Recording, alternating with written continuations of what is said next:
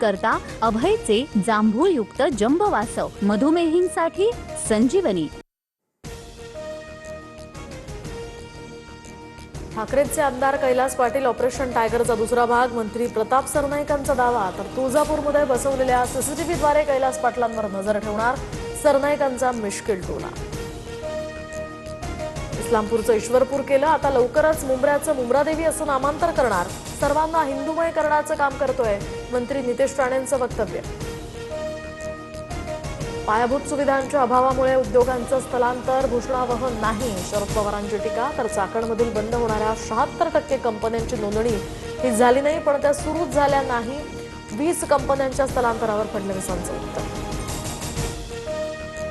राहुल गांधींकडून मोदींसह इटलीच्या महिला राष्ट्रप्रमुखाचा अपमान, राहुल गांधींचा चिचोरेपणा अशोभनीय, फडणवीसांची टीका। तर राहुल गांधींचं वर्तन लोकशाहीसाठी गंभीर धोका, राजनाथ सिंहांचाही निशाणा। अमित शहा हे लायक नसलेले गृहमंत्री, शहा अधिवेशन काळामध्ये सभागृहाला सामोरं जायला घाबरले, काँग्रेस नेते पृथ्वीराज चव्हाणांची बोचरी टीका।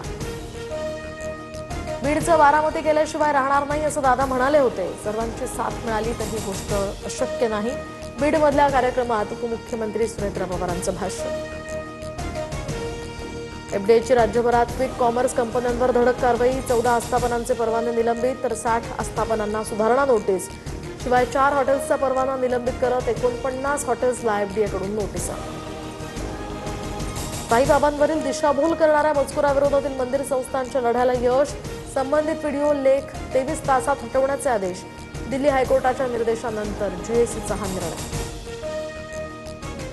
स्वातंत्र्य दिनाच्या पूर्वसंध्येला देशभरात तिरंग्याची आकर्षक रोषणाई, दिल्लीतील महाराष्ट्र भवन, मुंबईत सीएसएमटी मंत्रालय आणि देशासह राज्यातील प्रमुख धरणांवर झळकला तिरंगा।